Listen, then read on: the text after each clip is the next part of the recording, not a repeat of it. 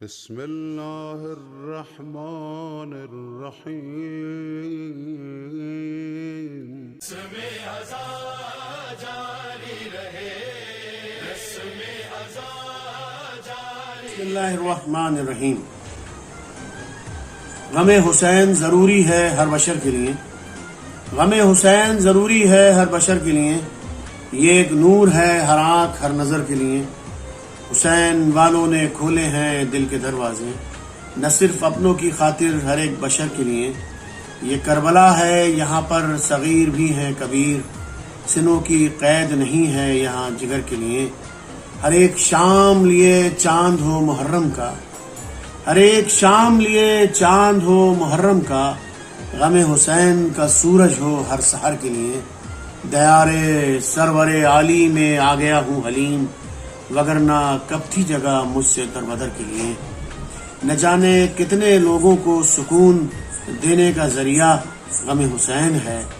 غم حسین ایک ایسی تحریک ہے جہاں کہ ہم سن 61 ہجری کے حوالے سے غم حسین مناتے ہیں اور امام حسین کی اس قربانی کو یاد کرتے ہیں جو امام حسین نے انسانیت کی حفاظت کے لیے قربانی دی تھی۔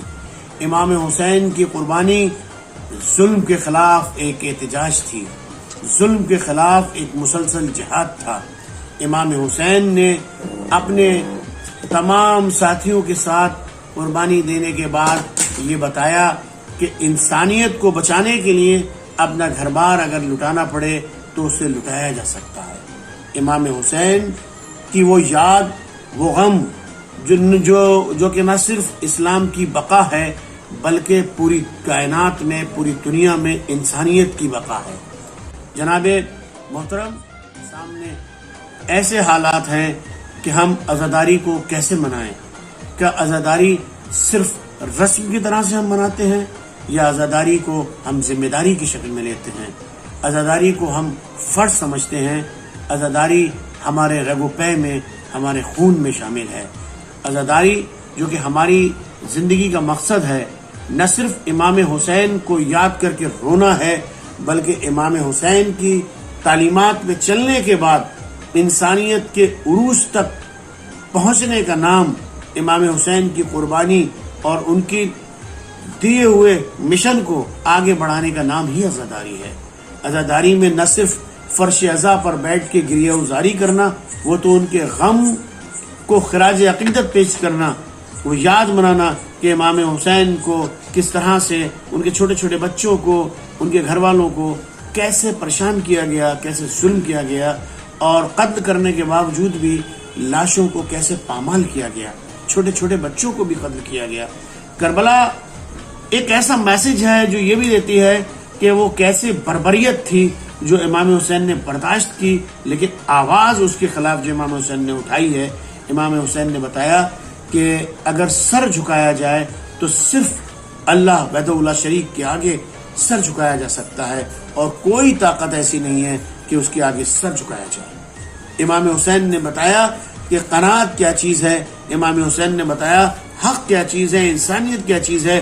اگر پوری دنیا بھی خلاف ہو جائے تب بھی سچ پر اور حق پر ڈٹے رہنا چاہیے، چاہے سب کچھ گنوا دیا جائے۔ اور اسی کا نتیجہ ہے کہ آج تقریباً 1300 سے زیادہ 1400 سال ہو گئے اور اس کے باوجود بھی امام حسین آج جگہ جگہ زندہ ہیں۔ امام حسین کا مشن ہر جگہ زندہ ہے، امام حسین کا پیغام سب جگہ زندہ ہے۔ یزید کل بھی لعنت کا مستحق تھا، آج بھی لعنت کا مستحق ہے اور ہمیشہ رہے گا۔ امام حسین کے وہ چھوٹے سے بچے 6 مہینے کے علی اصغر، ان کی قربانی آج بھی یاد کی جاتی ہے، ان کا نام آج بھی یاد ہے۔ لوگوں نے، بڑے بڑے شعراء نے کہا ہے کہ سبیلیں جب تلک زندہ رہیں گی علی اصغر سے شرمندہ رہیں گی۔ جناب علی اصغر 6 مہینے کے ہونے کے باوجود بھی ایک لافانی کردار کی شکل میں زندہ ہیں۔ جناب علی اکبر، ان کی اذان جو ہم شبیہ پیغمبر تھے، زندہ ہیں۔ تو عزیزان محترم، عزاداری جس نے رسم کے پیچھے بھی کوئی نہ کوئی حقیقت ہوتی ہے، کہیں نہ کہیں رسماً علم برداریاں بھی ہیں، جلوس بھی ہیں جو رسم کی شکل میں اپنی معینہ تاریخ پہ اٹھائے جاتے ہیں، لیکن اس رسم کے پیچھے بھی حقیقت ہے، اس کو بھی زندہ رکھنے کی ضرورت ہے، چونکہ اگر دیکھا جائے تو ہمارے برادران اہل ہنود حضرات جو کہ ہندوستان میں موجود ہیں، وہ لوگ بھی ہمارے اس امام حسین کی یاد میں برابر کے شریک رہتے ہیں۔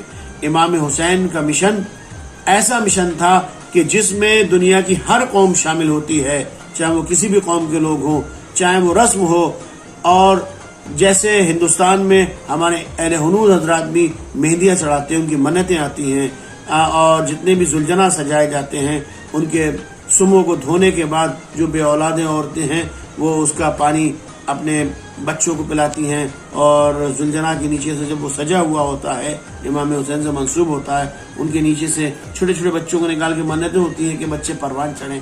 تو کہیں نہ کہیں ان رسموں کا تعلق بھی عقیدت سے ہے، لیکن مسلسل فرش عزا جناب زینب سلام اللہ علیہ نے اپنے رہائی کے بعد سب سے پہلے اپنے بھتیجے امام زین العابدین علیہ السلام سے یہی کہا تھا کہ میں سب سے پہلے اپنے بھائی کا غم منانا چاہتی ہوں، رونا چاہتی ہوں۔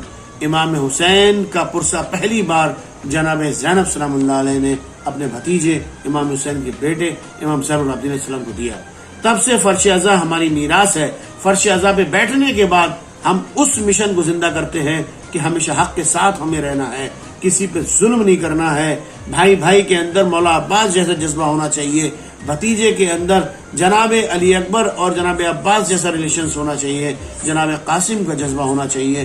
یہ تمام چیزیں جو ہیں کربلا ہمیں انسان ہونے کی دعوت دیتی ہے، کربلا ہمیں حق کی طرف لے جانے کا پیغام دیتی ہے۔ امام حسین کی زندگی، امام حسین کا مشن کربلا جو ہمیں انسانیت کا پیغام دیتی ہے، بربریت کے خلاف زندہ رہنے کا اعلان دیتی ہے، بچوں پہ ظلم نہ کیا جائے، عورتوں پہ ظلم نہ کیا جائے، جانوروں پہ ظلم نہ کیا جائے، اور مل کے محبت کے ساتھ رہا جائے، کسی کے حقوق کی پامالی نہ کی جائے۔ یہ کربلا ہماری ذمہ داری ہے۔ مسلسل ہم اسی لیے مناتے رہیں کہ کہیں ہم امام حسین کا وہ مشن جو للہی مشن تھا، انسانیت کا مشن تھا، اس سے پیچھے نہ ہٹ جائیں۔ اس لیے کربلا اور عزاداری ہمارا مشن ہے، ہماری ذمہ داری ہے۔ یہ ذمہ داری ہم نسلوں تک پہنچاتے ہیں اور اسے مناتے ہیں، لیکن جو رسمیں بھی اس میں شامل ہیں ان کو بھی زندہ رکھنا ہمارا فرض ہے، تاکہ وہ بھی کسی نہ کسی حقیقت کی عکاسی کرتی ہیں۔ اس لیے اور اس ماحول میں عزاداری ہمیں اسی طرح سے منانا چاہیے۔ امام حسین نے خود کہا تھا کہ انسانیت کو بچانا سب سے بڑا مشن ہوتا ہے۔ اپنے حج کو عمرے میں تبدیل کیا اور کربلا گئے۔ واجب جیسے عمل کو چھوڑنے کے بعد امام حسین نے بتایا کہ اگر تمہارے سامنے حالات ایسے آ جائیں کہ جہاں عزاداروں کو بچانا ضروری ہے، امام حسین کے چاہنے والوں کو بچانا ضروری ہے، مشن کو بچانا ضروری ہے، تب ہمیں ان باتوں پہ عمل کرنا چاہیے کہ جس سے ہم عزاداری میں شامل بھی ہو پائیں اور اس مہاماری سے بچ بھی پائیں۔ تو عزاداران امام مظلوم جہاں جہاں بھی ہم لوگ ہیں، ہمیں ان چیزوں پہ عمل کرنا چاہیے کہ جس سے ہمارے عزادار بھی سیف رہے، ہماری فرش عزا بھی محفوظ رہے، اور ہم لوگ ان ذمہ داریوں کے ساتھ بی فاطمہ سلام اللہ علیہ کو ان کی شہدائے کربلا کا پرسہ بھی دیں، امام زمانہ کو بھی پرسہ